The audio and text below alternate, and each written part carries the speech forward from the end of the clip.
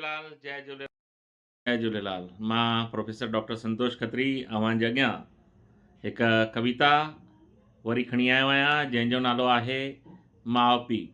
अव्हांखे मुंहिंजी हीअ रचना पसंदि अचे त मुंहिंजे हिन चैनल खे ज़रूरु लाइक ऐं सब्सक्राइब कंदा। त अव्हांजे साम्हूं पेश आहे मुंहिंजी आज़ादु नज़्म माउ पीउ।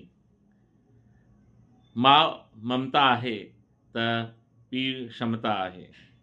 माउ ममता आहे त पीउ क्षमता आहे। माउ दुनिया जी दरी त पीउ वहिंवार आहे। है न, असांजी माउ असांजे हिन दुनिया खे ॾेखारींदी आहे त पीउ वहिंवार सेखारींदो आहे।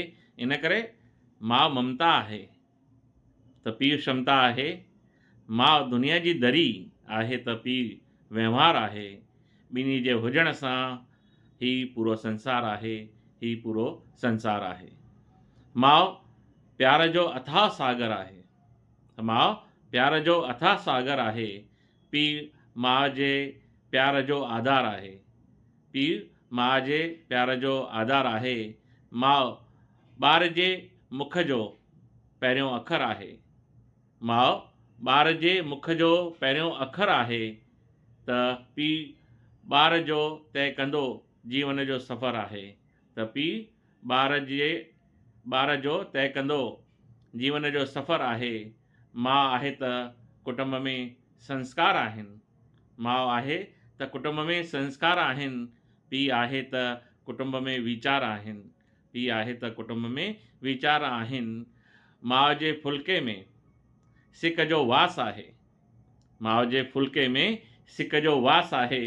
पीउ जे मार में लिकियल दुनियादारी आहे। पीउ जे मार में लिकियल दुनियादारी आहे। माउ जे भाकुर में मिलंदो स्वर्ग आहे। माउ जे भाकुर में मिलंदो स्वर्ग आहे त पीउ जे पगर सां ही स्वर्ग आबाद थींदो आहे। त पीउ जे पगर सां ही स्वर्ग आबाद थींदो आहे।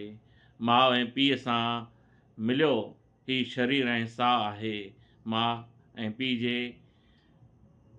पीउ सां मिलियो ही शरीर ऐं साह आहे। ही शरीर ऐं साह आहे। ऐं इन करे असां चऊं था त माउ ममता आहे त पीउ क्षमता आहे। माउ ममता आहे त पीउ क्षमता आहे। हीअ हिकु नंढी कविता अव्हांजे साम्हूं मां पेश कई आहे। विश्वास आहे त अव्हांखे ही ज़रूरु पसंदि ईंदो। आयो लाल सभई चओ झूलेलाल।